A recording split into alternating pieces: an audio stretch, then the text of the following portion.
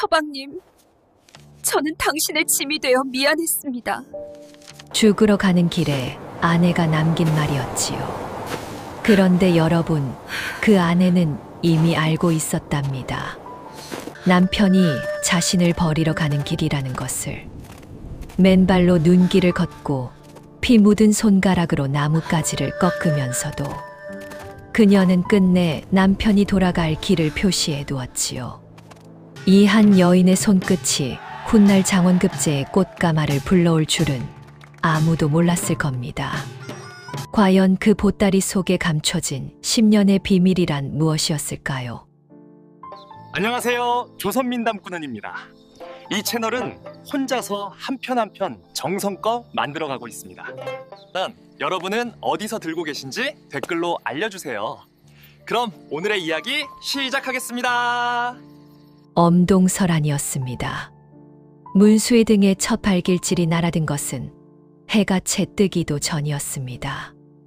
박첨지의 마당, 빚쟁이 셋이 그를 둘러싼 채 번갈아가며 발길을 놀리는 동안 문수는 두 손으로 머리를 감싸 쥐고 흙바닥에 웅크린 채 꼼짝도 하지 못했습니다. 차가운 땅이 뺨을 짓눌렀고 입 안에서 피맛이 돌았으며 누군가 던진 욕설이 귓바퀴를 때릴 때마다 그의 몸은 짐승처럼 작아지고 또 작아졌습니다. 한 달, 두 달, 세 달째 미룬 빚이었습니다. 과거 시험을 위해 지필묵을 사겠다며 손을 내밀었던 그날, 박첨지는 특유의 미소를 지으며 돈을 건넸는데 그 미소가 어떤 의미인지를 문수는 첫 번째 발길질을 맞고 나서야 제대로 깨달았습니다. 돈이 없으면 마누라라도 내놓든가. 발길질이 멈추고 욕설 한마디가 공중에 남았습니다. 그 말이 공기 속에서 천천히 가라앉는 동안 문수는 눈을 뜨지 않았습니다. 뜰 수가 없었습니다. 자신의 무능이 눈꺼풀 아래서 고여있는 것 같아서 그것이 밖으로 쏟아질까봐 두려워서 그는 그저 흙바닥만을 바라보았습니다. 바로 그때였습니다. 맨발이었습니다. 눈이 내려앉은 마당을 가로질러 오는 발이 솜도 들어가지 않은 흰 버선조차 신지 않은 맨발이었습니다. 문수는 그 발이 점점 가까워지는 것을 느끼며 무언가 이상하다는 생각을 했지만 몸을 일으킬 수가 없었습니다. 발 아래 흙이 서리처럼 굳어 있었고 발 뒤꿈치는 이미 붉게 트여 있었으며 그럼에도 그 발은 멈추지 않고 빚쟁이들 사이를 비집고 들어왔습니다. 연화였습니다. 그녀가 두 손을 빚쟁이 앞에 내밀었을 때 손바닥 위에는 비녀 하나와 잘린 머리카락 한 다발이 얹혀 있었습니다. 칠흑같이 검던 머리카락이었는데 잘린 단면이 아직도 싱싱해서 마치 방금 전까지 살아있던 것처럼 보였습니다. 빚쟁이들은 잠시 침묵했고 그 침묵 속에서 연화는 고개를 들지도 말을 꺼내지도 않은 채 그저 두 손을 앞으로 더 내밀었습니다. 받아가라는 것이었습니다. 이것이 전부라는 것이었습니다. 박첨지가 비녀를 낚아채며 콧방귀를 뀌었지만 발길질은 멈췄고 셋은 투덜거리며 마당을 빠져나갔습니다.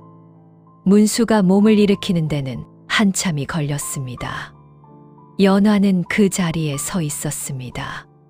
잘린 머리카락이 귓가에서 흐트러져 있었고 맨발에는 이미 흙이 묻어 있었으며 두 손은 텅 빈 채로 허공에 떠 있었습니다. 문수가 가까스로 상체를 세워 아내의 얼굴을 올려다보는 순간 연화는 입술을 달싹였는데 말은 끝내 나오지 않았습니다. 대신 그녀의 입에서 낮고 젖은 소리가 새어나왔고 그 소리는 기침이 되었다가 뭔가 다른 것이 되었다가 결국 한 줄기 붉은 빛으로 그녀의 손등 위에 번졌습니다. 연화가 쓰러졌습니다. 문수는 아내를 받아 안았습니다. 체온이 없었습니다. 입고 있는 저고리가 이미 흠뻑 젖어 있었는데 땀인지 눈인지 알 수 없었습니다.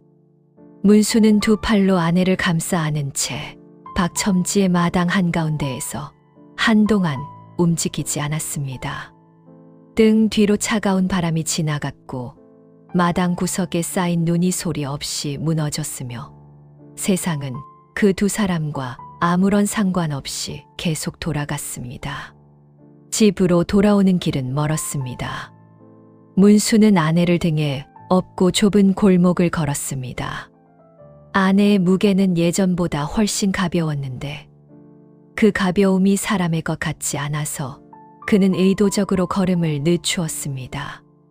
등 뒤에서 기침이 터져 나올 때마다 그의 어깨가 출렁였고 기침이 잦아들면 아내의 이마가 그의 목덜미에 가만히 닿았으며 그 감각이 얼음장처럼 차가웠습니다.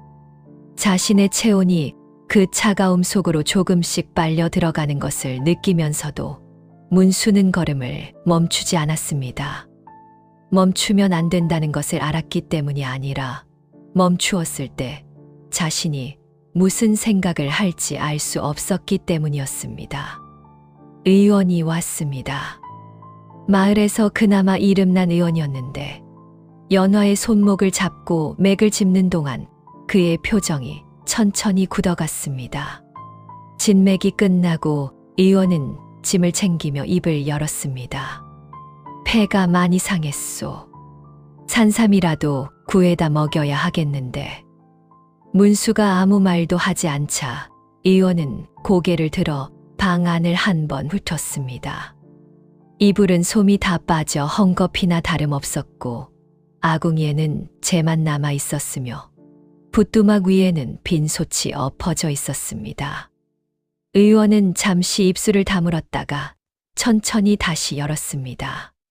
산삼은커녕 미음 한 그릇도 못 드시게 하는 형편에 약이 무슨 소용이겠소.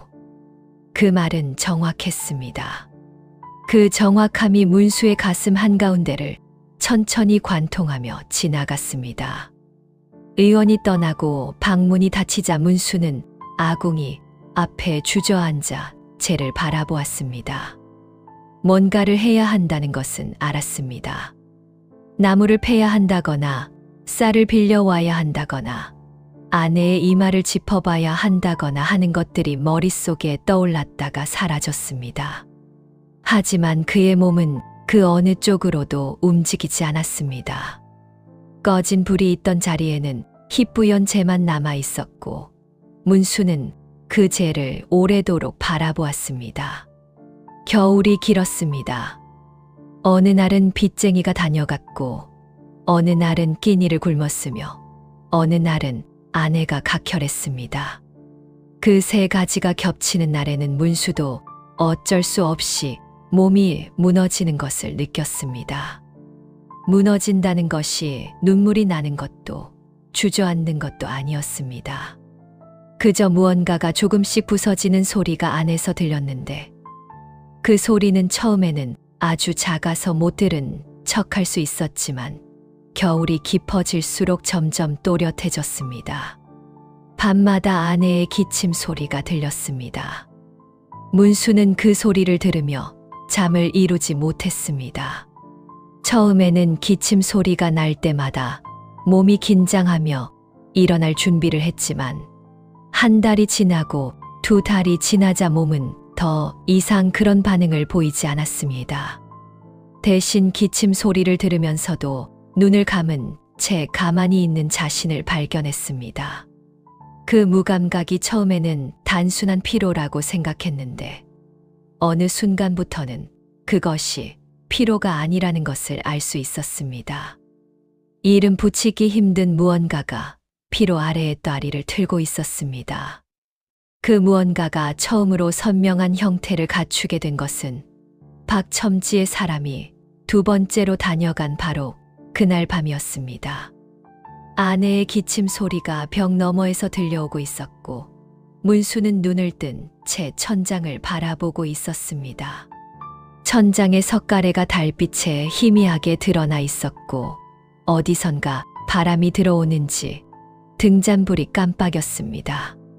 그 깜빡이는 불빛을 바라보는 사이 문수의 머릿속에 생각 하나가 떠올랐습니다. 완성된 문장도 아니었고 의도를 가진 생각도 아니었습니다. 그냥 어느 순간 거기 있었습니다. 저 사람이 없으면 그것뿐이었습니다. 그것이 전부였는데 그 반쪽짜리 생각이 허공에 걸린 채 완성을 기다리는 동안 문수의 몸은 이불 위에서 굳어버렸습니다. 심장이 한 박자 느리게 뛰었고 손끝이 싸늘해졌으며 이마 위로 식은 땀 한 줄기가 천천히 흘렀습니다. 그는 스스로도 알지 못했습니다. 자신의 머릿속에 그런 생각이 들어앉을 수 있다는 것을, 그 생각이 자신의 것이라는 것을 그는 단 한 번도 가능하다고 여겨본 적이 없었습니다. 이불을 걷어차고 일어났습니다. 마당으로 나가 차가운 바람을 맞았습니다. 볼이 얼어붙도록 서 있었는데도 머릿속은 맑아지지 않았습니다. 되려 차가운 공기 속에서 그 반쪽짜리 생각이 더 또렷하게 윤곽을 드러내기 시작했습니다. 문수는 이를 악물었습니다. 나쁜 사람이 아니었습니다. 스스로 그것만큼은 알고 있었습니다. 어릴 때부터 남에게 해를 끼치는 법이 없었고 부모님 앞에서 큰 소리 한 번 내지 않았으며 마을 사람들이 그를 부를 때는 늘 순하다는 말을 먼저 했습니다. 그런 사람의 머릿속에서 그런 생각이 생겨났다는 사실이 그를 가장 깊은 곳에서 흔들었습니다. 마당 한가운데서 한참을 서 있다가 방으로 돌아왔습니다. 그리고 다음 날 아침 문수는 아내에게 말을 꺼냈습니다. 목소리는 떨리지 않았습니다. 오히려 너무 평온해서 자신의 귀로 들으면서도 낯선 목소리였습니다. 산 너머에 용한 의원이 있다고 하오. 내가 업고 가겠소. 그 말이 입 밖으로 나오는 순간 가슴 안에서 무언가가 조용히 부서졌습니다. 유리 같은 것이 아니라 오래되어 바싹 마른 나무 같은 것이 그 안에서 조각나는 소리였습니다. 아내는 문수의 얼굴을 한참 바라보았습니다. 아무것도 묻지 않았습니다. 그저 천천히 눈을 내리깔고 잠시 후 고개를 끄덕였습니다. 문수는 고개를 돌렸습니다. 아내의 표정이 어떤지, 눈가에 무엇이 고여 있는지, 입술이 어떻게 움직이는지를 그는 끝내 확인하지 않았습니다. 확인하면 안 된다는 것을 알았습니다. 그것을 보아버리면 자신이 만들어낸 거짓말이 더 이상 거짓말로 남아있을 수 없을 것이기 때문에 그는 짐을 챙기는 척 등을 돌린 채 오래도록 구석만을 바라보았습니다. 짐 보따리를 묶는 손이 여러 번 멈췄습니다. 끈을 잡았다가 놓았고 놓았다가 다시 잡았으며 결국 매듭이 제대로 묶이지 않아 다시 풀어야 했습니다. 방 안에는 챙길 것이 거의 없었습니다. 헤어진 옷 한 벌과 낡은 책 2권, 그리고 바닥에 굴러다니던 붓 하나가 전부였습니다. 책을 집어드는데 손끝이 표지 위에서 잠시 멈추었습니다. 과거 시험을 위해 사들인 책이었는데 빚이 그 책에서 시작되었고 빚이 매질로 이어졌으며 매질이 아내의 비녀와 머리카락으로 끝났습니다. 그 연결이 너무 분명해서 문수는 책을 천천히 내려놓았습니다.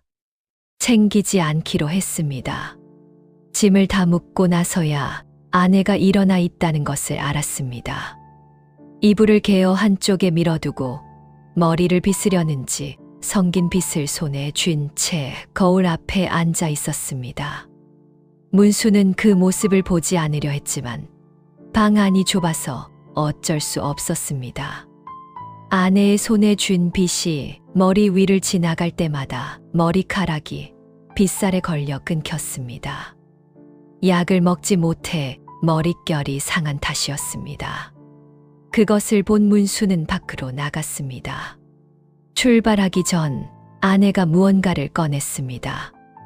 낡은 천 조각에 쌓인 작은 것이었는데 연화는 그것을 문수의 짐 위에 조용히 얹었습니다. 문수가 내려다보았을 때 천 조각 사이로 연지 빛이 비쳤습니다. 시집 올 때부터 가지고 온 연지분이었습니다. 아내는 그것을 꺼내더니 거울도 없이 손가락 끝에 조금 찍어볼에 올렸습니다. 문수는 그 광경을 보다가 시선을 창밖으로 옮겼습니다. 창밖에는 아무것도 없었습니다. 빈 마당과 담장과 그 너머에 회색 하늘이 있었습니다. 하늘은 눈이 올 것 같은 색이었고 바람은 멈춰 있었으며 세상은 이상할 만큼 조용했습니다. 문수는 그 조용함 속에서 아내가 빛을 올리는 소리를, 연지분이 손가락에 묻는 소리를, 그 손이 볼 위를 쓸고 지나가는 소리를 들었습니다. 들리지 않아야 할 소리들이었지만 그날따라 전부 들렸습니다. 아내가 웃었습니다. 거울도 없이 바른 연지분이 고르지 않게 퍼진 채였고 머리카락은 잘린 자리가 아직 어색하게 남아 있었으며 저고리는 빨아도 빠지지 않는 얼룩이 깃 아래에 베어 있었습니다. 그런데도 웃었습니다. 가장 고운 것을 입은 사람처럼, 아무 걱정이 없는 사람처럼 웃었는데 그 웃음이 어디서 오는 것인지 문수는 알 수 없었습니다. 알고 싶지 않았습니다. 알아버리면 발걸음을 뗄 수 없을 것 같아서 그는 짐을 들고 먼저 문 밖으로 나섰습니다. 아내는 그 뒤를 조용히 따라왔습니다. 문이 닫히는 소리가 들렸습니다. 그 소리가 집 안의 공기를 가르며 지나갔습니다. 문수는 뒤를 돌아보지 않은 채 앞으로 걸었습니다.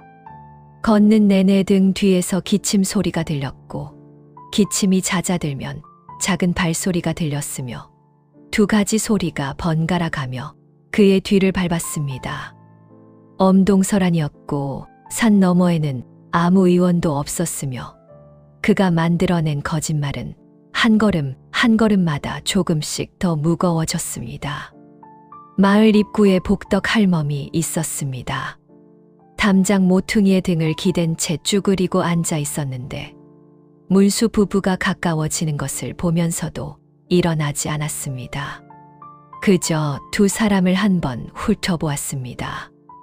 오래 산 사람만이 가질 수 있는 눈빛으로, 말하지 않아도 알아버리는 눈빛으로 할멈은 문수의 얼굴과 연화의 맨발과 두 사람 사이의 거리를 차례로 바라보았습니다.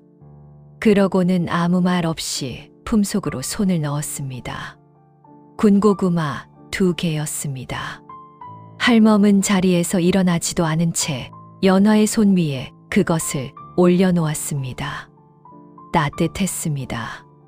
천으로 싸두었는지 표면이 아직 온기를 머금고 있었고 연화의 손이 그 온기 위에 닿는 순간 손가락이 자기도 모르게 그것을 감싸 쥐었습니다. 산길은 춥지요. 몸성이 다녀오시게. 그것이 전부였습니다. 할멈은 더 묻지 않았고 더 보지도 않았으며 일어나 배웅하지도 않았습니다. 그저 다시 담장의 등을 기대고 시선을 다른 곳으로 돌렸습니다.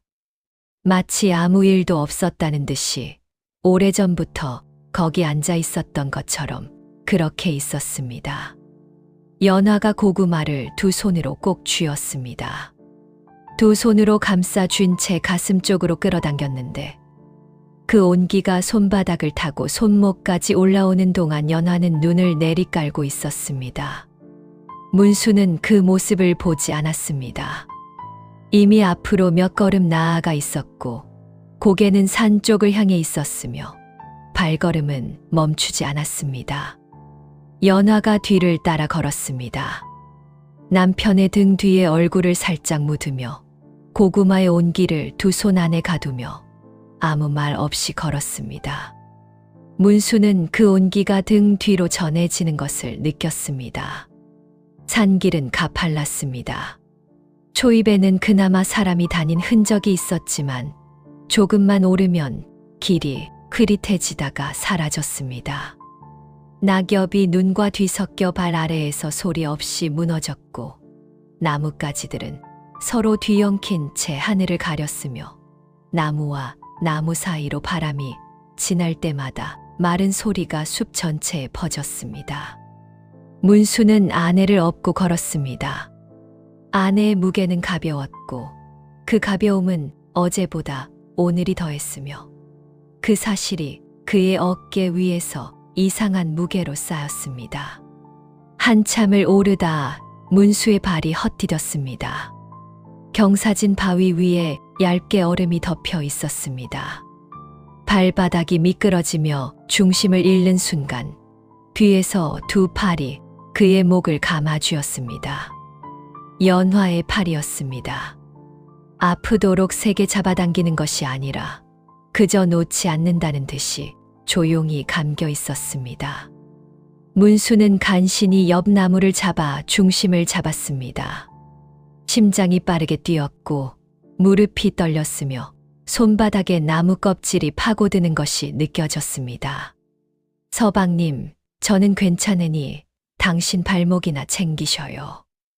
연화의 목소리였습니다. 낮고 조용했는데 걱정이 아니라 사실을 말하듯 그렇게 말했습니다. 자신이 떨어질 뻔했음에도, 자신의 발이 맨발이었음에도, 자신이 지금 어디로 가는 길인지 알면서도 그녀는 남편의 발목을 먼저 걱정했습니다. 문수는 대답하지 않았습니다. 그 이후로 소리가 들리기 시작했습니다. 툭. 처음에는 무엇인지 몰랐습니다. 바람 소리인가 싶었고 짐승이 지나가는 소리인가 싶었는데 걸으면 들리고 멈추면 잠시 후에 또 들렸습니다. 문수는 걸음을 늦추지 않았습니다. 그냥 걸었습니다. 툭, 툭. 고개를 돌리지 않은 채로 소리가 나는 방향을 짐작하기 시작했습니다. 등 뒤였습니다. 길 위였습니다. 등에 업힌 연화가 한 손으로 나뭇가지를 꺾어 뒤로 던지고 있었습니다.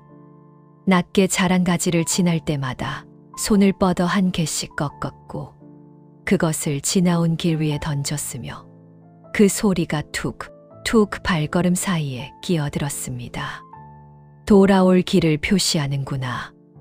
그 생각이 문수의 머릿속을 지나갔습니다. 뒤를 돌아보지 않아도 알 수 있었습니다.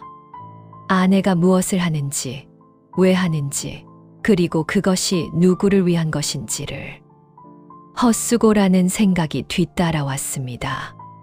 저 나뭇가지들이 무슨 소용이냐는 생각이, 이 길을 돌아오는 사람은 나 혼자의 것이라는 생각이 혀끝까지 올라왔다가 삼켜졌습니다. 툭, 툭, 툭. 소리는 멈추지 않았습니다. 문수가 걸을수록 소리도 함께 걸었습니다. 나뭇가지를 꺾는 연화의 손가락이 어느 순간부터 붉어지기 시작했다는 것을, 마른 가지의 끝이 손끝을 긁고 지나갈 때마다 작은 상처가 생겨난다는 것을 문수는 알지 못했습니다. 알 수 없는 위치에서 걷고 있었습니다. 그러나 등 위에서 온기가 전해질 때마다, 툭 하는 소리가 들릴 때마다 그의 어딘가에서 아주 작은 무언가가 조금씩 흔들렸습니다. 산이 깊어질수록 공기가 달라졌습니다. 나무 사이로 들어오는 바람이 더 차가웠고 발 아래 눈이 더 깊어졌으며 하늘이 더 좁아졌습니다. 연화의 기침이 잦아들었습니다. 차가운 공기 속에서 기침이 줄어드는 대신 숨소리가 얕아졌고 문수의 등에 닿은 그녀의 이마가 조금씩 더 무거워지는 것이 느껴졌습니다. 잠이 드는 것인지 아니면 다른 무언가인지 문수는 판단하려 하지 않았습니다. 그냥 걸었습니다. 그때 연화가 움직였습니다. 등 위에서 손이 내려오더니 문수의 팔을 감아 쥐었습니다. 그리고 한쪽으로 무언가를 밀어 넣었습니다. 식은 군고구마였습니다. 할멈이 쥐어준 것 중 하나를 내내 쥐고 있다가 이미 온기가 다 빠져나간 것을 문수의 손 안에 밀어 넣었습니다. 문수는 받아들지 않으려 했습니다. 손을 뒤로 빼려 했는데 연화가 그의 손가락을 감싸 쥐고 놓지 않았습니다. 힘이 없는 손이었습니다.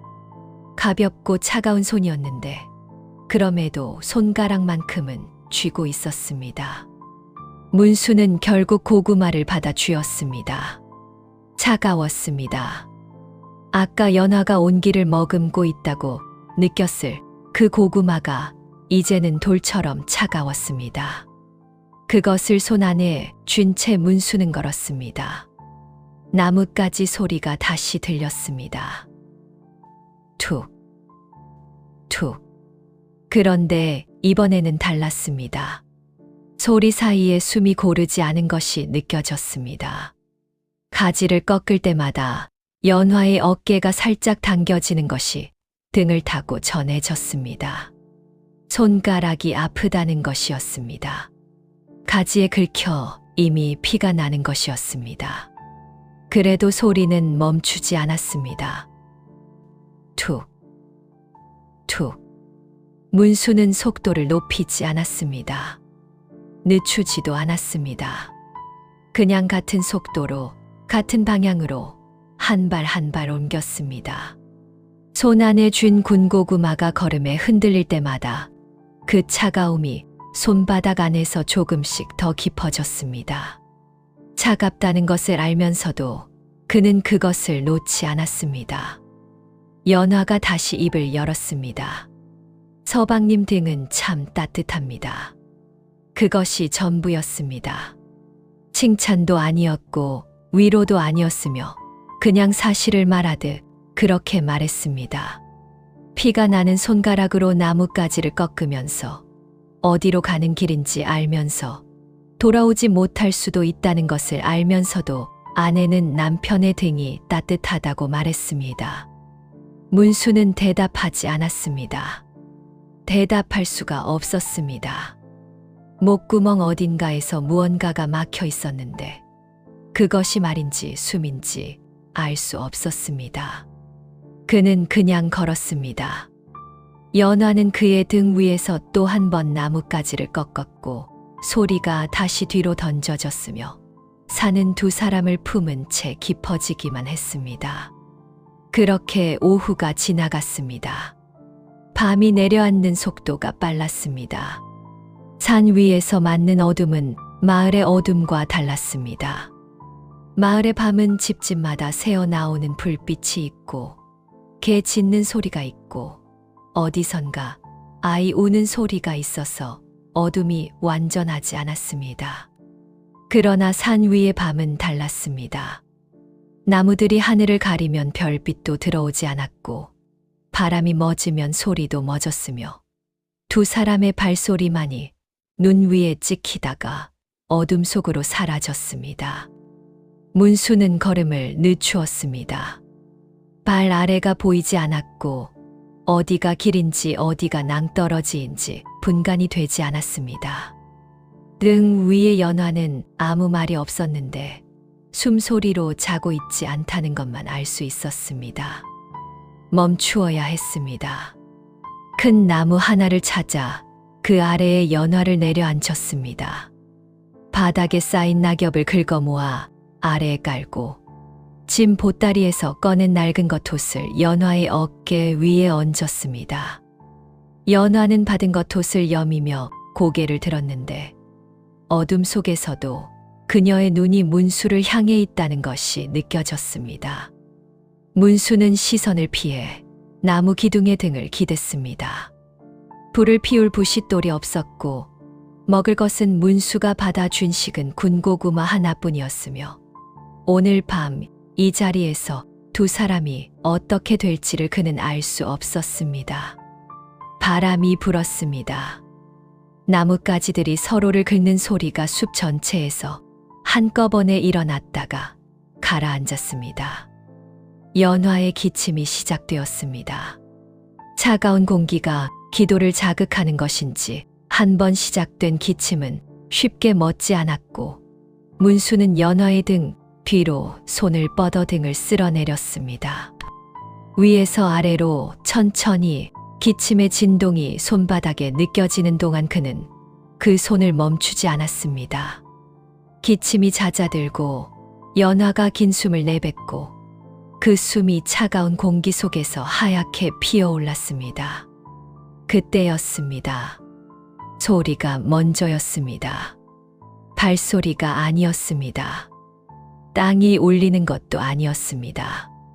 그냥 공기가 달라지는 것이었는데 숨을 들이쉬는 순간 뭔가 다른 것이 섞여 들어오는 것이 느껴졌습니다.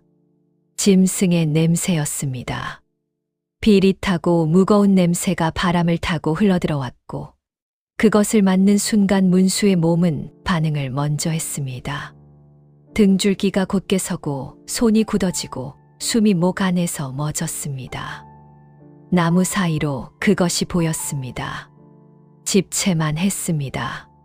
과장이 아니었습니다. 달빛이 구름 사이로 잠깐 새어 나오는 순간 그 윤곽이 드러났는데 어깨까지의 높이가 문수의 허리를 훌쩍 넘었고 한 발을 내디딜 때마다 눈이 발 아래에서 단단하게 눌렸습니다. 줄무늬가 어둠 속에서도 선명했고 두 눈이 등잔 두 개처럼 노랗게 빛났으며 그 눈이 문수를 향해 고정되어 있었습니다. 호랑이였습니다.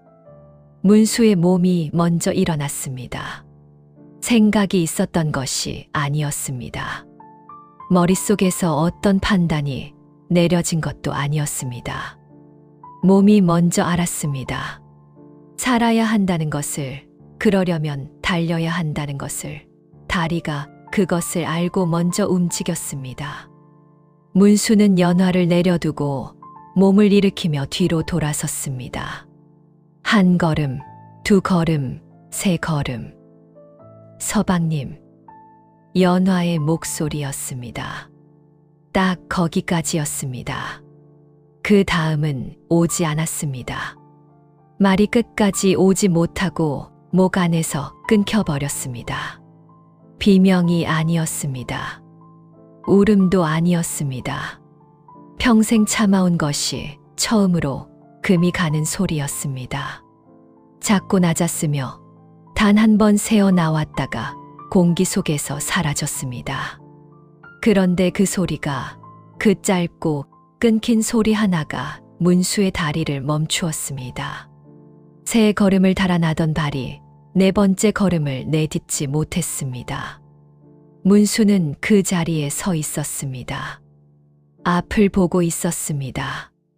등 뒤에 호랑이가 있었고 등 뒤에 아내가 있었으며 앞에는 어둠 속으로 내려가는 길이 있었습니다. 숨을 쉬고 있다는 것을 알 수 있었는데 숨이 빠르고 얕아서 오히려 숨을 쉬는 것인지 아닌지 헷갈렸습니다. 손이 떨렸습니다. 무릎도 떨렸습니다. 온몸이 달아나라고, 지금 달아나야 산다고 몸의 모든 것이 그렇게 말하고 있었습니다. 그런데 다리가 움직이지 않았습니다. 평생 그 목소리가 짐이라 여겼습니다. 기침 소리가, 숨소리가, 자는 척하며 듣던 그 낮은 울음소리가 그의 밤을 짓눌러 왔습니다. 그 소리들을 더 이상 듣지 않아도 되는 날을 생각했던 것도 사실이었습니다. 그런데 막상 그 목소리가 끊길 것 같은 순간, 끊기기 직전에 딱 한 글자만 나오고 나머지가 목 안에 갇혀버린 순간 다리가 움직이지 않았습니다. 문수는 천천히 몸을 돌렸습니다. 호랑이는 연화 앞에 서 있었습니다. 아직 덤비지 않았습니다. 그냥 서 있었습니다. 그 거대한 몸이 연화를 내려다보며 가만히 있었는데 숨을 내쉴 때마다 뿜어져 나오는 입김이 연화의 얼굴 앞에서 피어올랐습니다. 연화는 도망치지 않았습니다. 도망칠 수 없는 몸이기도 했지만 도망치려는 기색이 아예 없었습니다. 그저 호랑이의 두 눈을 바라보고 있었습니다. 노란 두 눈을 자신보다 몇 배나 큰 그것을 연화는 눈을 내리깔지 않고 바라보았습니다. 문수는 발 옆에 굴러다니는 돌멩이를 집어들었습니다. 주먹만 한 것이었습니다. 이것으로 저 짐승을 어쩌겠다는 것인지 스스로도 알 수 없었습니다. 싸워 이기려는 것이 아니었습니다. 살아남으려는 것도 아니었습니다. 그냥 그 자리에 서기 위해, 연화와 호랑이 사이에 서기 위해 돌멩이를 쥐었습니다. 손이 떨려서 돌멩이가 손 안에서 흔들렸고 무릎이 굽어 자세가 바르지 않았으며 목소리는 떨렸습니다. 부인, 내가 여기 있소. 한 박자가 지났습니다. 내가 잘못했소. 그것이 전부였습니다. 호랑이를 향해 한 말이 아니었습니다. 아내를 향한 말이었는데 그 말이 나오고 나서야 문수는 자신이 왜 돌아섰는지를 비로소 알았습니다. 싸우러 돌아선 것이 아니었고 구하러 돌아선 것도 아니었습니다.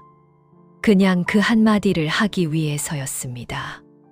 평생 한 번도 꺼내지 못했던 그 말을 마지막이 될지도 모르는 이 자리에서 꺼내기 위해 몸을 돌렸습니다. 연화의 눈이 문수를 향했습니다. 아무 말도 하지 않았습니다. 표정도 크게 달라지지 않았습니다.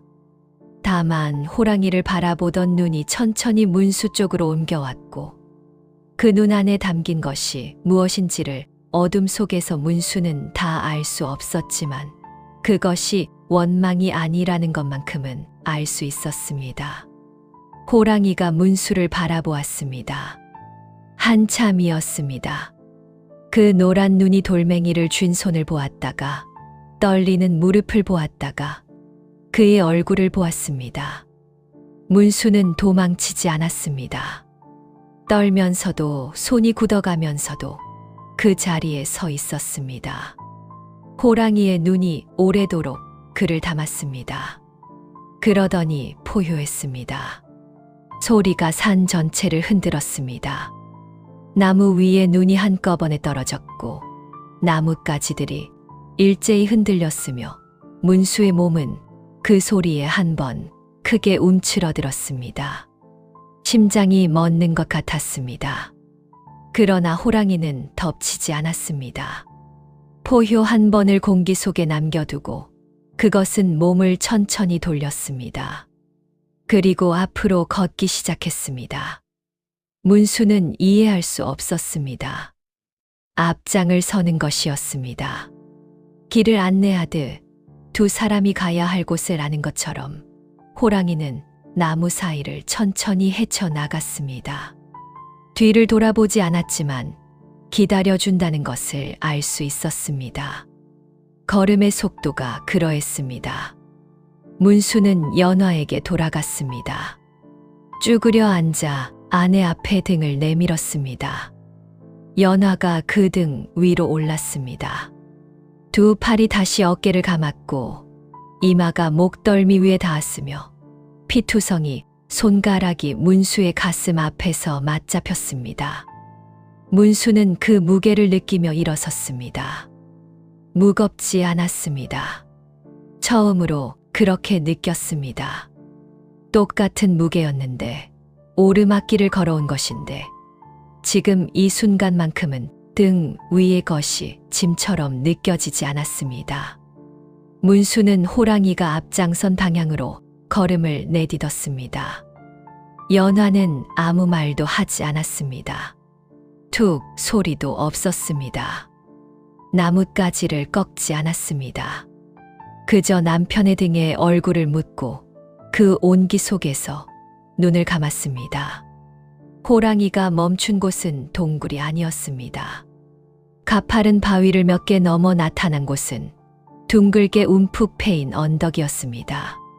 커다란 바위들이 병풍처럼 바람을 막아서고 있었고 그 안쪽에는 눈이 쌓이지 않은 마른 땅이 있었으며 달빛이 유독 그곳에만 고여 있는 것처럼 환했습니다. 그리고 그 바위 틈 사이로 한겨울에 있어서는 안 될 것들이 피어 있었습니다. 향기로운 풀꽃이었습니다. 이름을 알 수 없는 작은 꽃들이 바위 사이에서 고개를 내밀고 있었는데 이 깊은 겨울산 속에서 그것들이 어떻게 살아있는지 문수는 알 수 없었습니다. 호랑이는 그 언덕 어귀에서 멈추었습니다. 두 사람을 돌아보았습니다. 한 번 바라보고 그것으로 충분하다는 듯이 다시 몸을 돌렸습니다. 나무 사이로 사라지는 것이 보였고 발소리가 멀어졌으며 그 멀어지는 소리가 완전히 사라지기까지 문수는 그 자리에 서서 기다렸습니다. 산이 다시 조용해졌습니다. 문수는 연화를 바위 위에 내려앉혔습니다. 바위는 차갑지 않았습니다. 낮 동안 햇볕을 받았는지 아니면 다른 이유에서인지 바위 표면이 이 한겨울에 미지근하게 온기를 품고 있었습니다. 연화는 두 손을 바위 위에 짚으며 그 온기를 느꼈습니다. 눈을 내리깔았습니다. 문수는 그 옆에 앉았습니다. 나란히 앉은 채 한동안 아무도 말하지 않았습니다.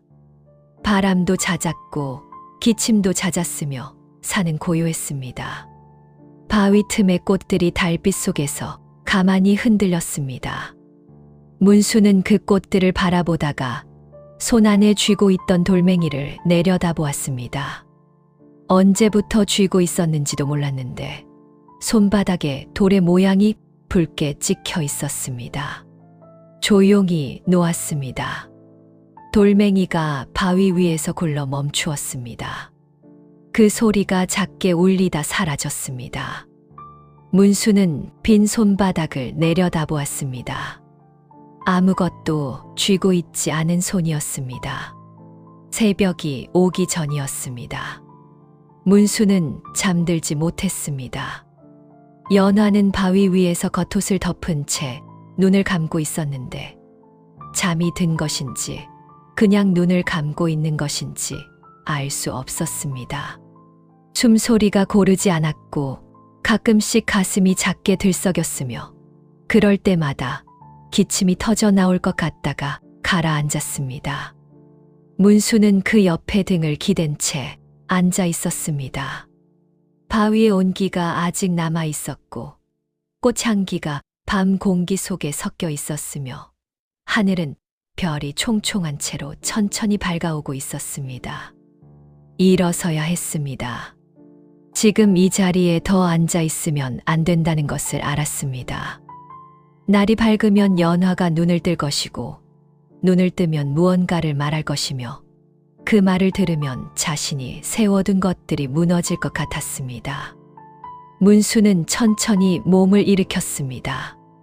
연화가 덮고 있는 겉옷의 끝자락이 바위 아래로 흘러내려 있었는데 그것을 끌어올려 어깨 위에 올려주다가 손이 멈추었습니다. 연화의 얼굴이 가까웠습니다. 눈을 감고 있었고 볼 위에 연지분의 흔적이 아직 남아 있었으며 입술이 살짝 벌어진 채 얕은 숨을 내쉬고 있었습니다. 문수는 그 얼굴을 내려다보다가 고개를 들었습니다. 하늘을 바라보았습니다. 별이 지고 있었습니다.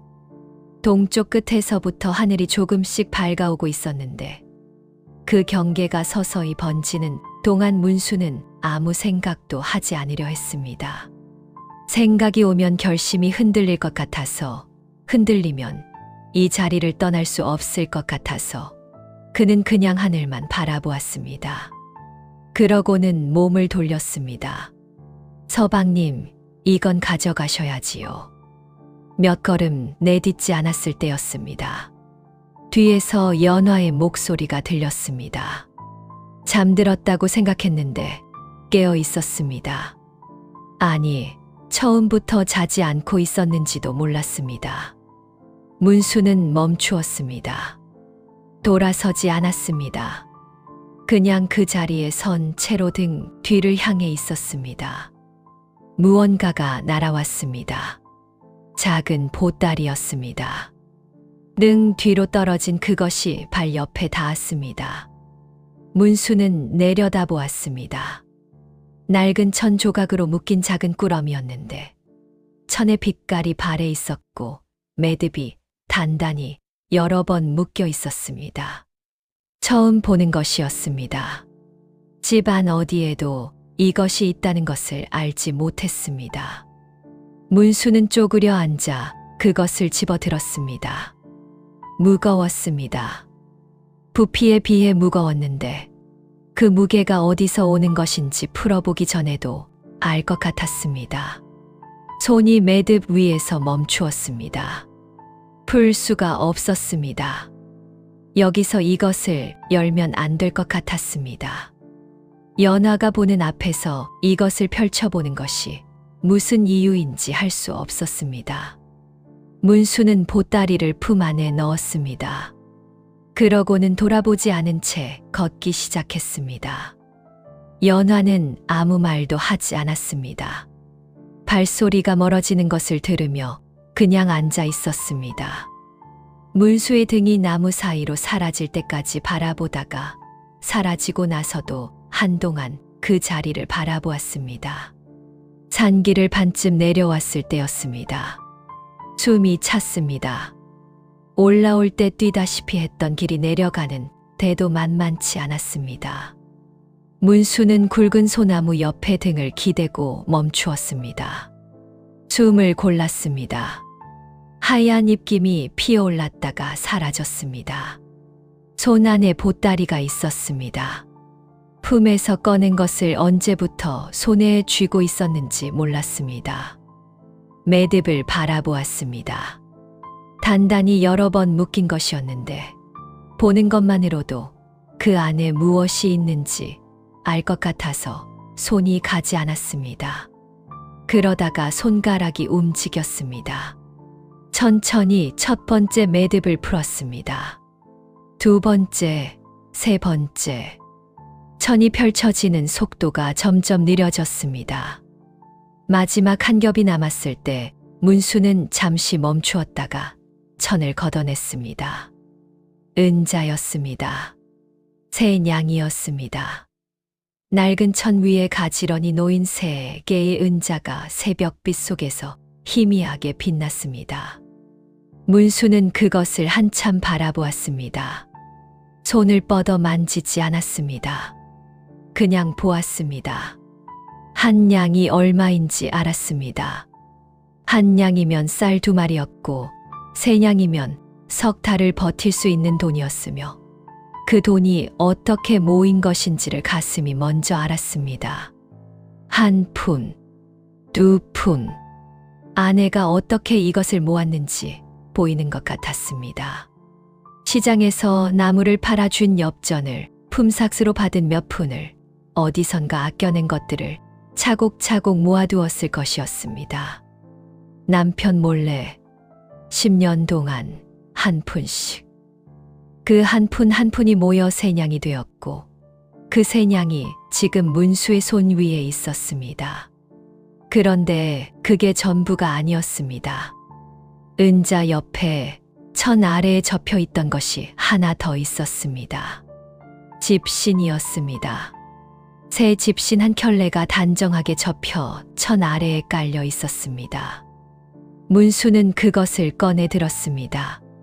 손으로 짚을 만져보았습니다. 촘촘했습니다. 성기지 않고 단단하게 엮여 있었는데 엮는 사람의 손이 얼마나 공을 들였는지가 손가락 끝에 전해졌습니다. 크기가 맞았습니다. 문수의 발 크기에 딱 맞게 만들어진 것이었습니다. 손이 떨리기 시작했습니다. 보따리 안에 접힌 종이가 하나 더 있었습니다. 편지였습니다. 글씨가 반듯하지 않았습니다. 붓이 아니라 나뭇가지 끝으로 쓴 것인지 아니면 손이 떨려서인지 글자들이 크기가 제각각이었고 줄이 반듯하지 않았습니다. 그러나 한 글자 한 글자는 정성껏 눌러 쓴 것이었고 번진 곳이 있었는데 그것이 먹인지 다른 것인지 문수는 알 수 없었습니다. 읽었습니다. 서방님, 제가 꺾어둔 나뭇가지는 당신이 내려갈 길을 표시한 것이니 길 잃지 마셔요. 문수의 눈이 그 줄 위에서 멈추었습니다. 멈추고 나서도 시선이 다음으로 넘어가지 않았습니다. 나뭇가지였습니다. 피투성이 손가락으로 꺾어 던진 나뭇가지들이었습니다. 돌아올 길을 표시하는 헛수고라고 자신이 비웃었던 그것이었습니다. 그런데 그것이 자신을 위한 것이 아니었습니다. 자신이 내려갈 길이었습니다. 혼자 내려갈 남편이 길을 잃지 않도록 표시해 둔 것이었습니다. 이 은자로 한양에 가서 시험을 보셔요. 두 번째 줄에서 또 멈추었습니다. 10년이었습니다. 한 푼 두 푼 모은 것이 10년이었습니다. 그것을 남편 몰래 모았고 남편이 쓰도록 남겨두었으며 자신이 떠난 이후에 남편이 펼쳐보도록 여기에 가져왔습니다. 시험을 보라고 했습니다. 그것을 위해 빚을 냈고 그것 때문에 매를 맞았으며 그것 때문에 비녀와 머리카락을 잘랐는데 아내는 그것을 포기하지 말라고 했습니다. 저는 당신의 짐이 되어 미안했습니다. 문수의 손에서 종이가 흔들렸습니다. 짐이라는 단어였습니다. 자신이 생각했던 것을 아내도 알고 있었습니다. 자신이 아내를 짐이라 여겼다는 것을, 그 무게를 감당하기 힘들었다는 것을 아내는 알고 있었습니다. 그러면서도 미안하다고 했습니다. 짐이 되어서 미안하다고, 남편에게 짐이 된 것이 자신의 잘못이라는 듯이 그렇게 썼습니다. 종이가 더 이상 보이지 않았습니다. 눈앞이 달라졌습니다. 새벽 공기가 차가웠는데 뺨이 뜨거웠습니다. 문수는 종이를 가슴에 눌렀습니다. 구겨질까봐 조심스럽게 쥐었다가 그것이 이미 돌이킬 수 없는 일이라는 것을 알면서도 종이를 놓지 않았습니다. 집신을 다시 들었습니다. 한 손에 은자를 쥐고 한 손에 집신을 들었습니다. 집신은 가벼웠습니다. 새 지프로 엮어서인지 아직 한 번도 신지 않아서인지 손 안에서 가벼웠습니다. 그러나 그 가벼움이 문수의 두 손을 무겁게 했습니다. 온몸이 무거워졌습니다. 무릎이 굽혔습니다. 그가 버리려 했던 사람이 열해를 모아 그에게 남긴 것이 지금 이 집신 한 켤레였습니다. 그 사람의 발은 맨발이었습니다. 솜버선도 신지 않은 채 눈 쌓인 마당을 가로질러 왔던 발이었습니다. 그 발이 집신을 삼았습니다. 바닥이 차가운 줄 알면서, 자신의 발이 시린 줄 알면서 남편의 발이 시릴까봐 집신을 삼았습니다. 촘촘하게, 단단하게 문수의 발 크기에 맞추어 무릎이 꺾였습니다. 눈 위였습니다. 차가운 바닥 위에 문수가 무릎을 꿇었습니다. 쓰러지는 것이 아니었는데 몸이 그렇게 되었습니다. 집신을 두 손으로 쥔 채 이마가 앞으로 숙여졌습니다. 소리가 나지 않았습니다. 어깨만 움직였습니다.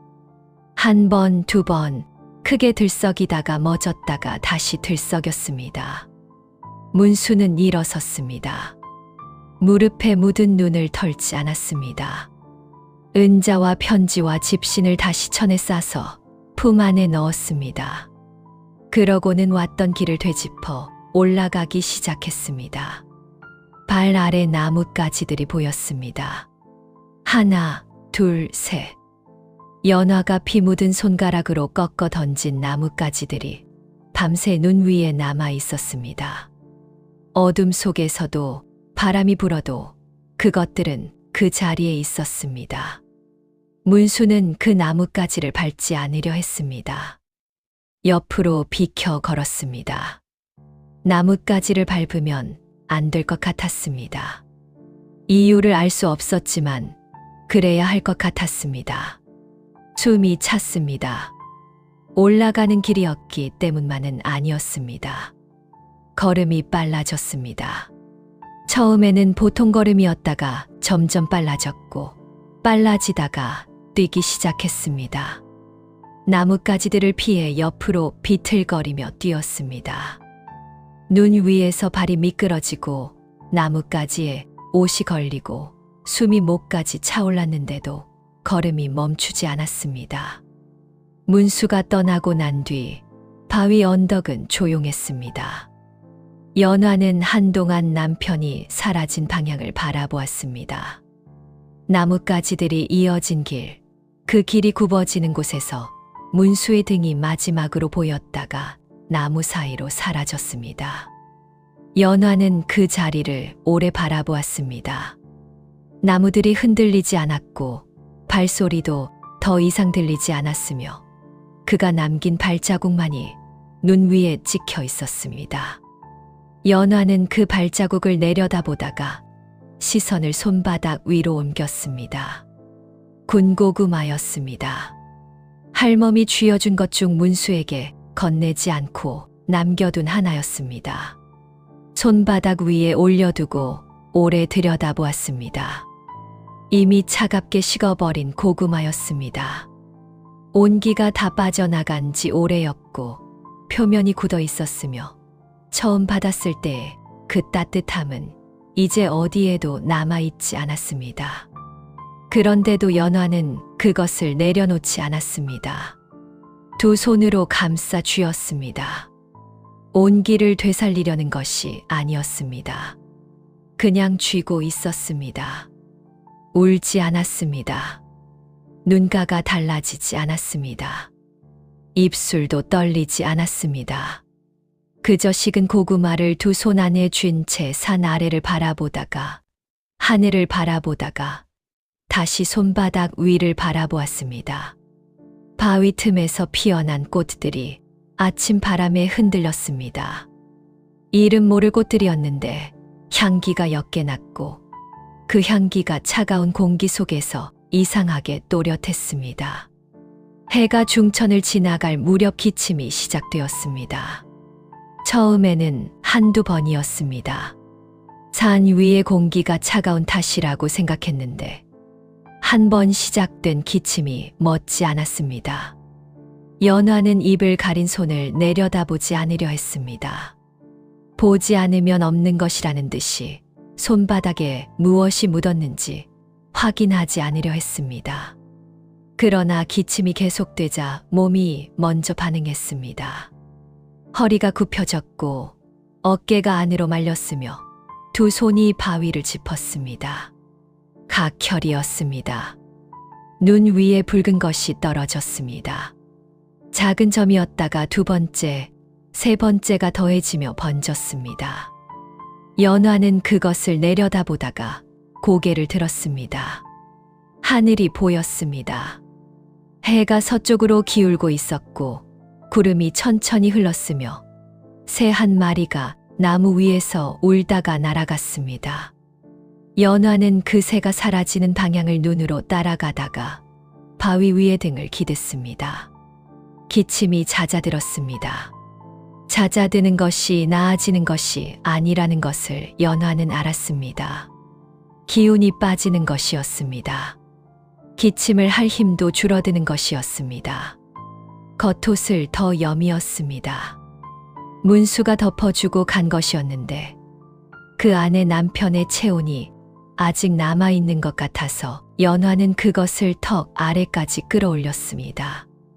눈이 감겼습니다. 어둠이 내려앉는 것을 느꼈습니다. 눈꺼풀 너머로 빛이 줄어드는 것이 느껴졌고 공기가 더 차가워지는 것이 느껴졌으며 바위 위에 기댄 등이 점점 싸늘해지는 것이 느껴졌습니다. 연화는 눈을 뜨려 했지만 눈꺼풀이 무거웠습니다. 손 안에 쥔 군고구마가 아직 거기 있었습니다. 차갑고 단단했지만 손 안에 있었습니다. 그때 소리가 들렸습니다. 발소리였습니다. 무거운 발소리였는데 빠르지 않았습니다. 천천히 조심스럽게 그러나 분명하게 가까워지는 소리였습니다. 연화는 눈을 뜨려 했습니다. 반쯤 열린 눈으로 어둠 속을 바라보았습니다. 호랑이였습니다. 밤새 사라진 줄 알았는데 돌아온 것이었습니다. 그것은 연화 앞에서 멈추었습니다. 한참 연화를 내려다보다가 천천히 몸을 낮추었습니다. 웅크리는 것이었습니다. 연화의 옆에 바짝 붙어 커다란 몸을 둥글게 말았습니다. 온기가 왔습니다. 집채만 한 몸에서 뿜어져 나오는 열기가 연화의 옆구리를 타고 번졌습니다. 연화는 그 온기를 느끼며 눈을 감았습니다. 호랑이는 움직이지 않았습니다. 밤새 그 자리에 있었습니다.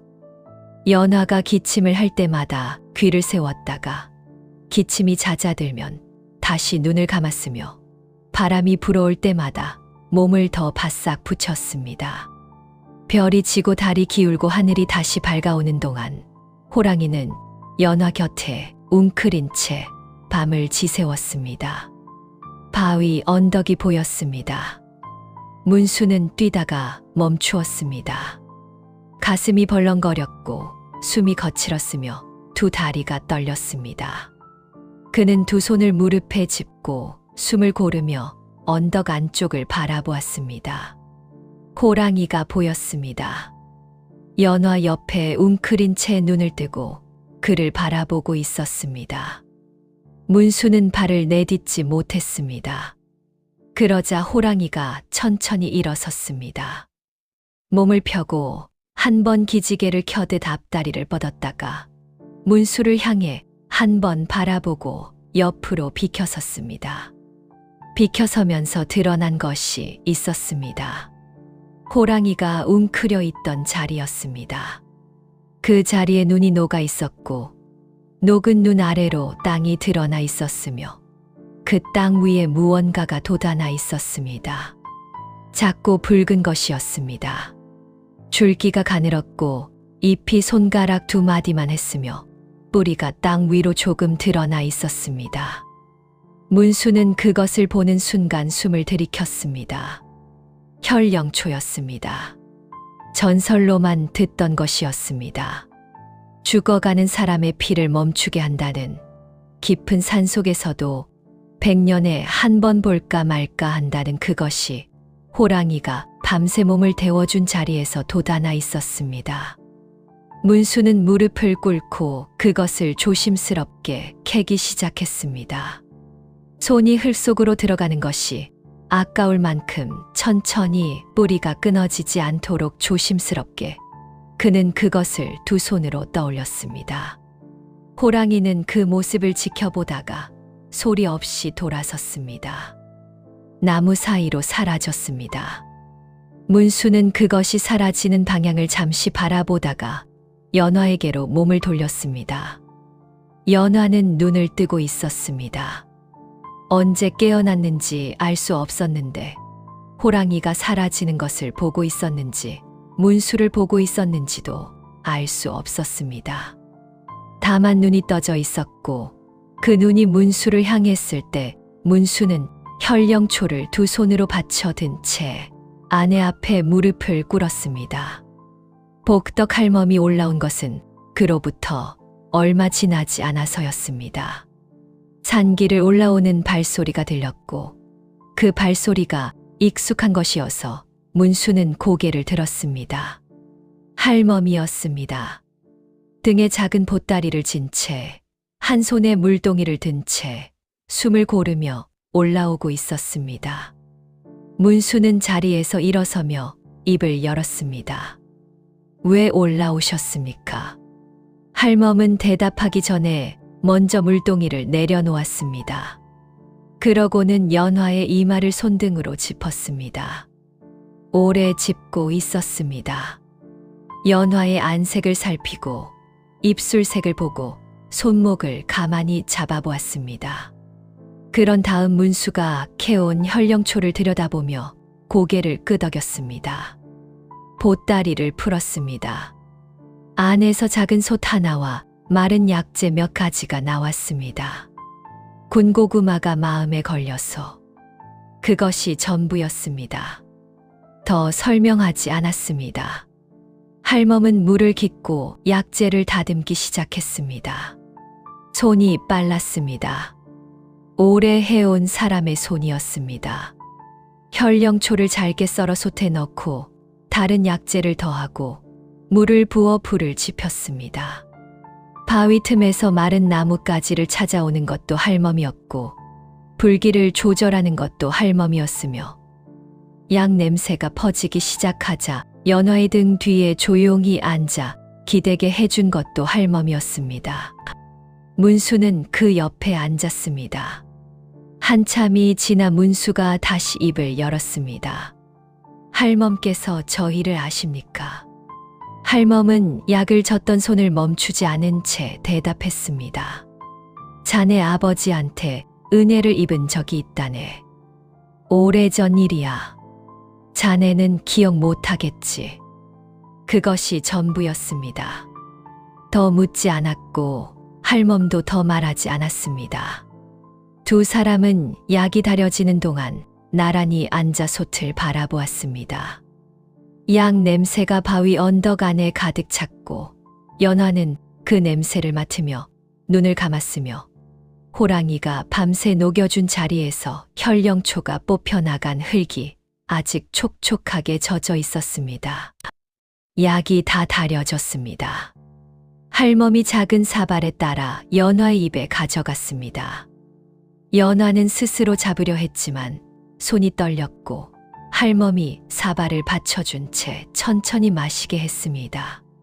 한 모금, 두 모금 뜨거운 것이 목을 타고 내려가는 동안 연화의 얼굴이 조금씩 달라졌습니다.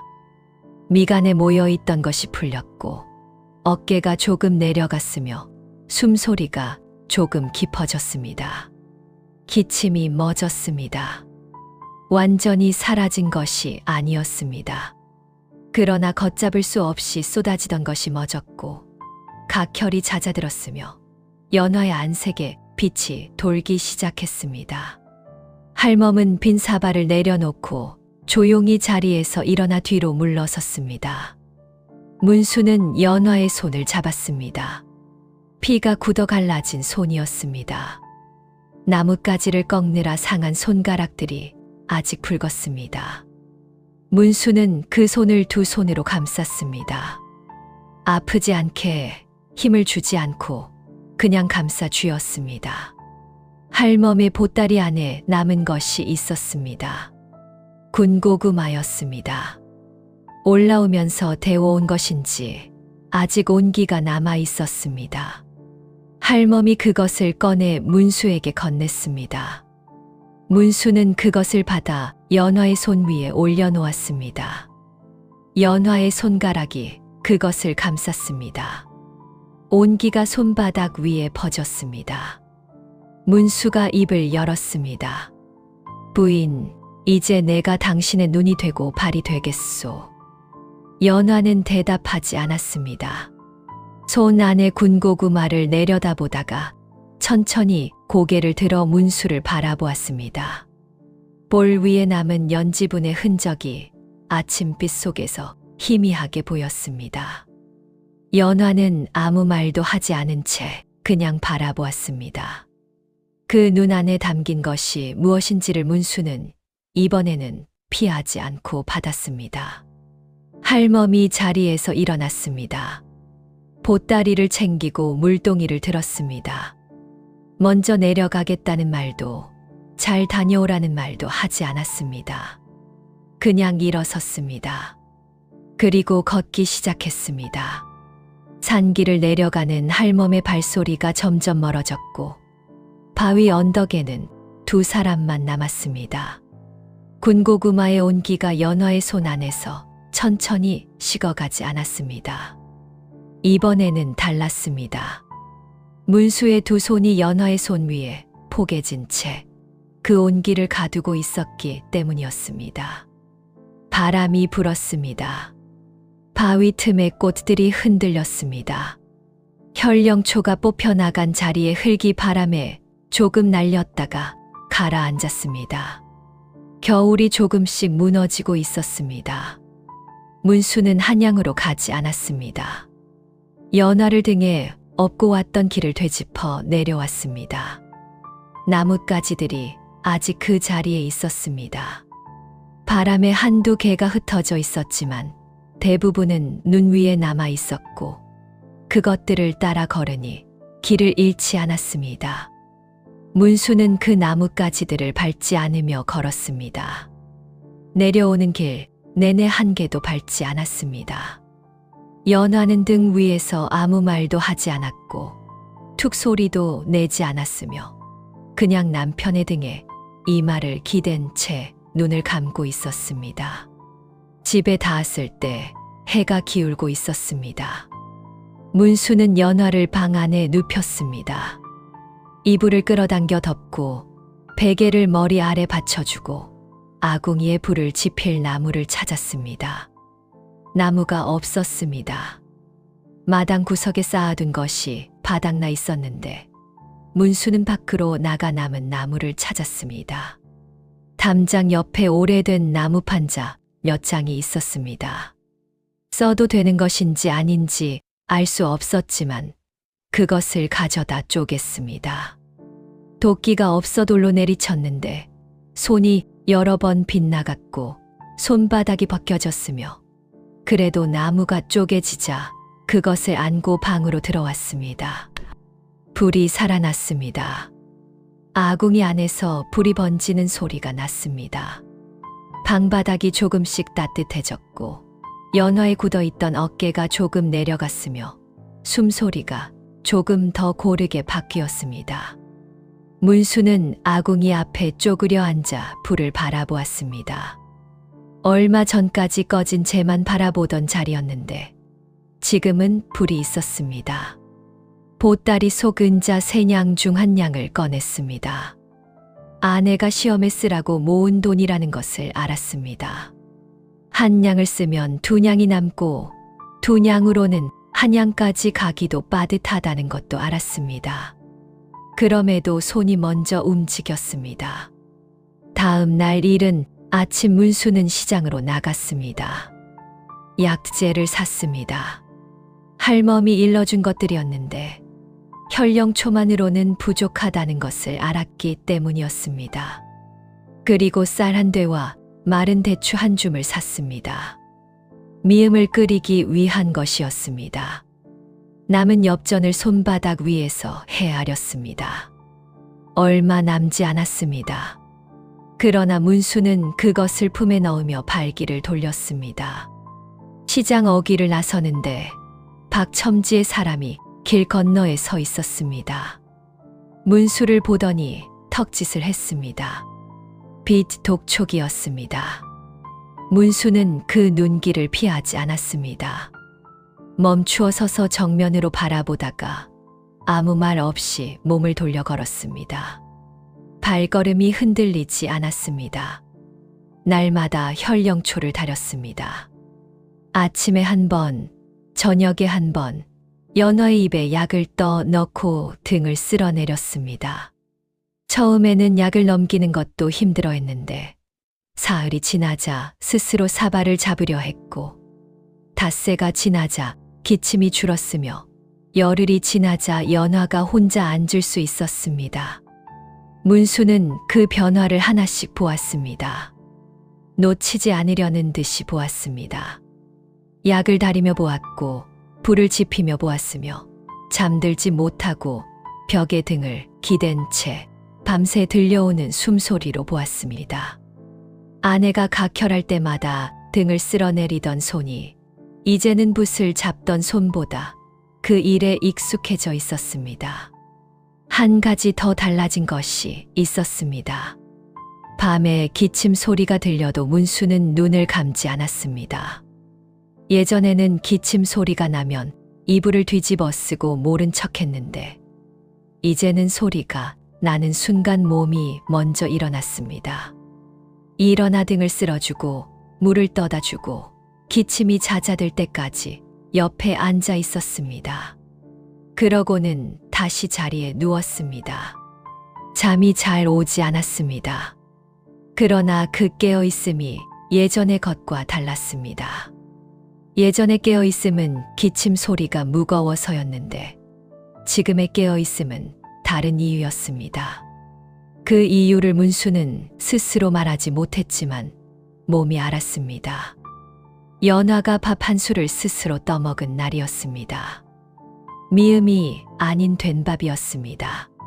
죽도 아닌 밥이었습니다. 숟가락을 들고 밥 한 술을 떠서 입에 넣고 씹었습니다.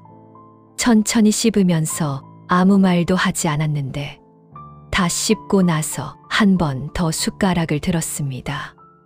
문수는 그 옆에서 그것을 보았습니다. 두 번째 숟가락이 들릴 때 고개를 돌렸습니다. 방 안 구석을 바라보았습니다. 그 구석에는 아무것도 없었지만 문수는 한동안 거기를 보았습니다. 연화가 먼저 입을 열었습니다. 서방님, 이제 가셔야지요. 문수는 고개를 들지 않았습니다. 미안하오. 연화가 숟가락을 내려놓았습니다. 그리고 그 말을 끊었습니다. 저는 서방님 등이 따뜻한 것을 알았으니 됐습니다. 방 안이 조용해졌습니다. 아궁이에서 나무 타는 소리만 났습니다. 문수는 고개를 들어 아내를 바라보았습니다. 연화는 숟가락을 내려놓은 채 문수를 보고 있었습니다. 눈이 맑았습니다. 흔들리지 않는 눈이었습니다. 문수는 그 눈을 오래 바라보다가 고개를 숙였습니다. 그날 밤은 아무 말도 하지 않았습니다. 다음 날 새벽이었습니다. 연화가 일찍 일어나 있었습니다. 문수가 눈을 떴을 때 아내는 이미 방 한쪽에 앉아 무언가를 하고 있었습니다. 가까이 보니 집신이었습니다. 남편이 신고 갈 집신을 직접 신겨주려는 것이었는데 문수의 발 앞에 집신을 놓고 두 손으로 발목을 받쳐 올렸습니다. 아직 손가락이 다 낫지 않았습니다. 나뭇가지에 긁힌 자리가 딱지가 앉아 있었는데 그 손으로 집신의 코를 잡아 발에 맞추었습니다. 문수는 그 손을 내려다보았습니다. 말을 하려 했지만 하지 않았습니다. 연화가 집신을 신겨주는 동안 문수는 그냥 앉아 있었습니다. 발에 집신이 맞추어지는 감각이 느껴졌습니다. 촘촘하게 엮인 집이 발바닥에 닿았고 발 뒤꿈치가 안으로 들어갔으며 크기가 딱 맞았습니다. 연화가 발목끈을 매주었습니다. 단단하게 묶었습니다. 풀어지지 않도록 두 번 감아 매었습니다. 가시면서 밥은 챙기셔요. 연화는 고개를 들지 않은 채 말했습니다. 문수는 대답하지 않았습니다. 일어서려는데 연화가 손을 놓지 않았습니다. 집신끈을 다 매고 난 뒤에도 발목을 쥔 손이 그대로 있었습니다. 잠깐이었습니다. 그러고는 손을 놓았습니다. 문수는 집을 나섰습니다. 뒤를 돌아보지 않았습니다. 돌아보면 발걸음이 멎을 것을 알았기 때문이 아니었습니다. 아내가 배웅하러 문 밖까지 나오지 않을 것을 알았기 때문이었습니다. 나올 수 없는 몸이었기 때문이 아니라 보내줄 수 있는 사람이었기 때문이었습니다. 문수는 그것을 알았습니다. 그래서 뒤를 돌아보지 않고 걸었습니다. 품속에는 은자 2냥이 있었고 발에는 아내가 신겨준 집신이 있었으며 한양까지는 멀었습니다. 한양으로 가는 길은 길었습니다. 이틀을 걸었습니다. 은자 2냥이 빠듯했기 때문에 주막에서 하룻밤만 묵었고 나머지는 길 위에서 버텼습니다. 걷는 내내 집신이 발에 맞았습니다. 닳지 않도록 아껴 신고 싶었지만 길이 거칠어서 마음대로 되지 않았습니다. 빠른 길을 택하면 집신이 빨리 닳을 것 같아서 돌아가는 길을 택했는데 그것이 옳은 선택인지 알 수 없었습니다. 그냥 발에 맞는 이 집신이 한양까지 버텨주기를 바라며 걸었습니다. 한양에 닿은 날 저녁 문수는 시험장 근처 처마 아래에서 밤을 보냈습니다. 추웠습니다. 바람이 처마 아래까지 들어왔고 몸을 웅크려도 온기가 모이지 않았습니다. 문수는 잠을 자려 했지만 잠이 오지 않았습니다. 눈을 감으면 연화의 손이 보였습니다.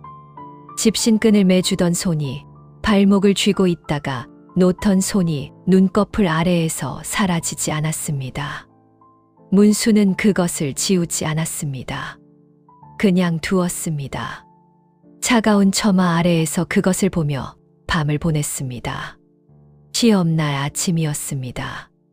문수는 시험장 앞에서 오래 서 있었습니다. 수험생들이 그 앞을 지나쳤습니다. 좋은 옷을 입은 사람도 있었고 하인을 거느린 사람도 있었으며 가족들이 배웅을 나온 사람도 있었습니다. 문수에게는 아무것도 없었습니다. 낡은 옷 한 벌과 다른 집신과 품속의 붓 하나뿐이었습니다.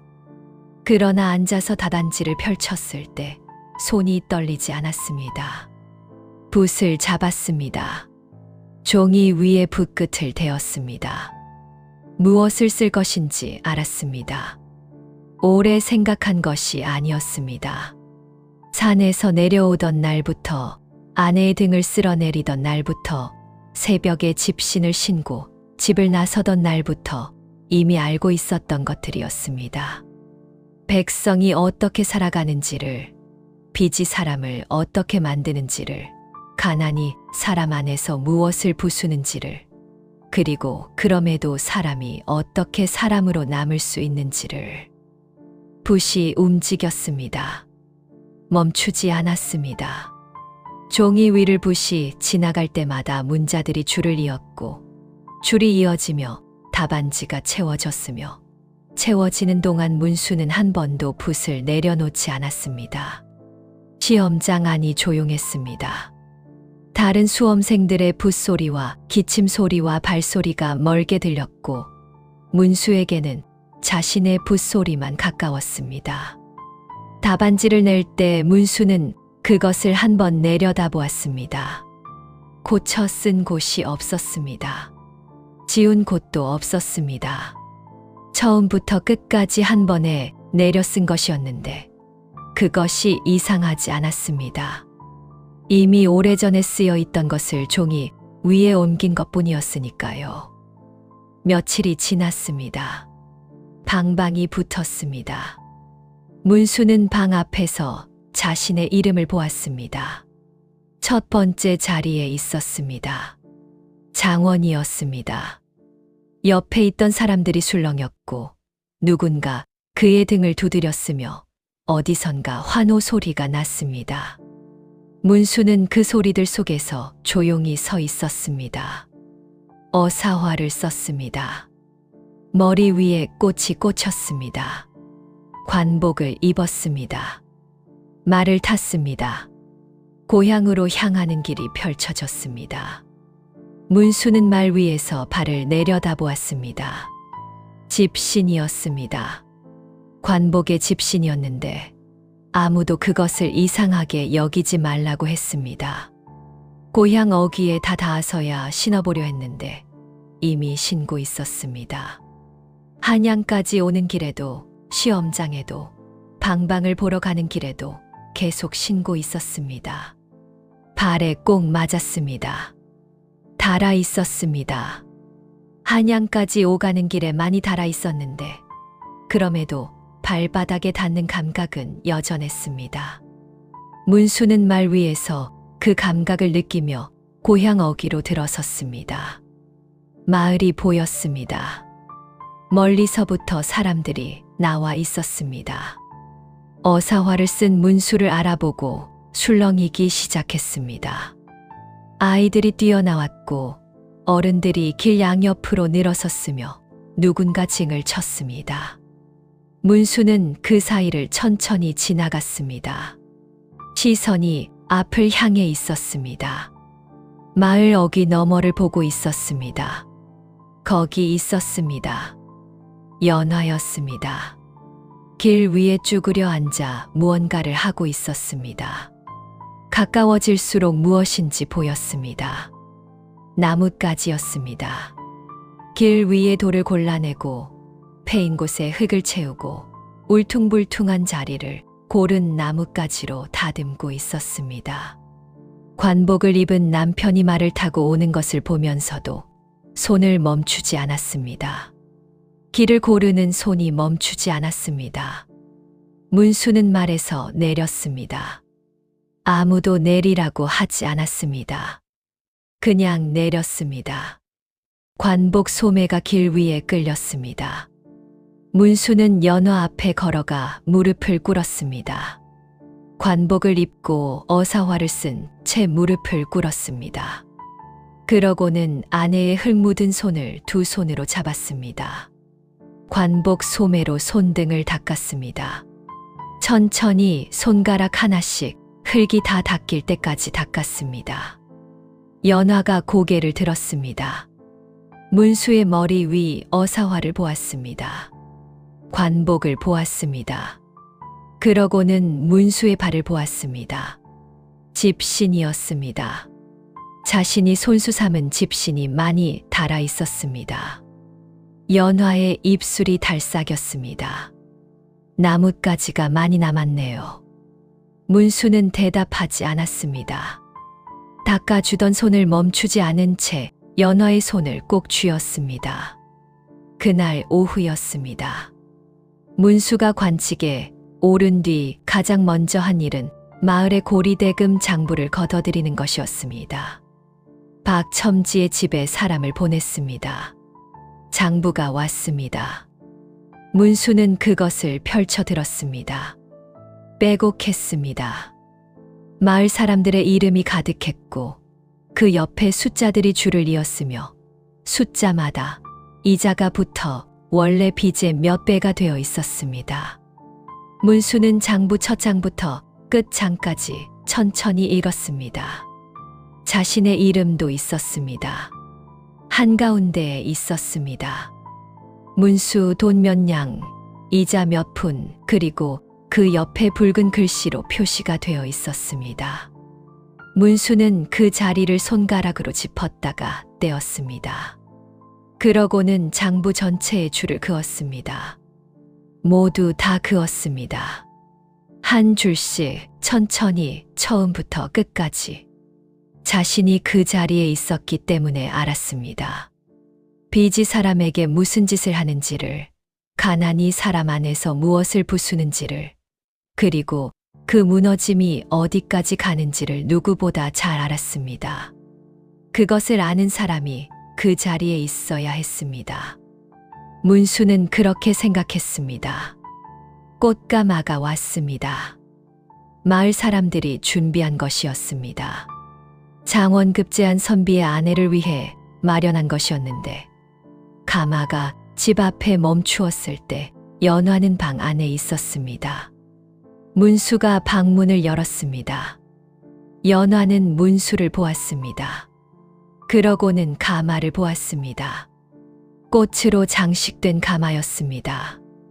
봄꽃들이 가마 위에 얹혀 있었는데 한겨울이었음에도 누군가 어디선가 구해온 것이었습니다. 문수가 손을 내밀었습니다. 연화는 그 손을 잡았습니다. 딱지가 앉은 손으로, 나뭇가지에 긁힌 손으로 문수의 손을 잡았습니다. 문수는 그 손을 이끌어 가마 앞에 세웠습니다. 부인, 이제 산으로 갈 때는 내가 당신을 업고 가되 버리러 가는 것이 아니라 꽃 구경을 하러 가는 것이요. 연화는 대답하지 않았습니다. 가마에 오르며 문수의 손을 마지막까지 쥐고 있다가 안으로 들어가면서 놓았습니다. 가마 문이 닫혔습니다. 마을 사람들이 함성을 질렀습니다. 징 소리가 났습니다. 북 소리가 났습니다. 꽃가마가 앞으로 나아가기 시작했고 문수는 그 옆에서 걸었습니다. 말을 타지 않았습니다. 관복을 입은 채 다른 집신을 신은 채 꽃가마 옆을 걸었습니다. 가마 창호 사이로 연화의 손가락이 보였습니다. 가마 문틀을 가만히 잡고 있는 손이었습니다. 복덕 할멈이 길 옆에 서 있었습니다. 마을 어귀 담장 모퉁이에 등을 기댄 채였습니다. 군고구마를 쥔 것도 아니었고 무언가를 내밀려는 것도 아니었습니다. 그냥 서서 보고 있었습니다. 문수가 가까워지자 할멈이 눈이 마주쳤습니다. 문수는 걸음을 멈추지 않은 채 할멈을 향해 고개를 숙였습니다. 깊이 숙였습니다. 할멈은 고개를 끄덕였습니다. 그것으로 충분했습니다. 꽃가마가 마을을 지나갔습니다. 징 소리가 퍼졌습니다. 하늘은 맑았고 바람은 차가웠으며 길 위에는 연화가 손질해둔 자리가 고르게 펼쳐져 있었습니다. 문수는 그 위를 걸었습니다. 연화가 고른 길 위를 연화가 삼은 집신을 신고 연화가 탄 꽃가마 옆을 걸었습니다. 나뭇가지들이 길 옆에 남아 있었습니다. 아무도 치우지 않았습니다. 문수도 치우지 않았습니다. 그것들은 그냥 그 자리에 있었습니다. 봄이 오면 싹이 틀지도 몰랐습니다. 꺾인 나뭇가지에서 새잎이 돋을지도 몰랐습니다. 문수는 그 생각을 하며 걸었습니다. 꽃가마가 길을 따라 나아갔습니다. 멀리서 산이 보였습니다. 그 산에 봄이 오면 현령초가 다시 돋을 것이었습니다. 호랑이가 웅크렸던 자리에, 눈이 녹은 자리에, 이름 모를 꽃들이 피어있던 바위 언덕에 봄이 오면 무언가가 다시 자랄 것이었습니다. 문수는 그것도 알았습니다. 겨울이 끝나고 있었습니다. 여러분, 오늘 이 이야기 어떠셨나요? 문수는 나쁜 사람이 아니었지요. 그저 너무 오래, 너무 많이 지쳐있던 사람이었습니다. 가난이 사람 안에서 무언가를 조금씩 부순다는 것을 이 이야기는 우리에게 가만히 보여주고 있답니다. 그런데 말이지요. 연화는 처음부터 알고 있었습니다. 남편이 자신을 버리러 가는 길이라는 것을. 그러면서도 그녀는 원망하지 않았지요. 대신 피 묻은 손가락으로 나뭇가지를 꺾었습니다. 남편이 혼자 내려갈 길을 위해서요. 이것이 바로 진짜 사랑이 아닐까요? 받을 자격이 없는 사람에게도 끝까지 건네는 온기. 식은 군고구마처럼 차가워진 세상 속에서도 손을 놓지 않는 마음.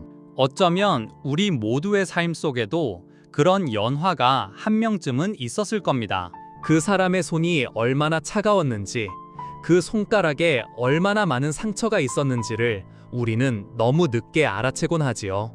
오늘 이 이야기를 들으신 후 곁에 있는 소중한 분의 손을 한번 꼭 잡아주시겠어요? 따뜻할 때 전해야 합니다. 군 고구마의 온기처럼 식기 전에요. 오늘도 이 긴 이야기 끝까지 함께 해주셔서 진심으로 고맙습니다. 다음 이야기에서 또 뵙겠습니다.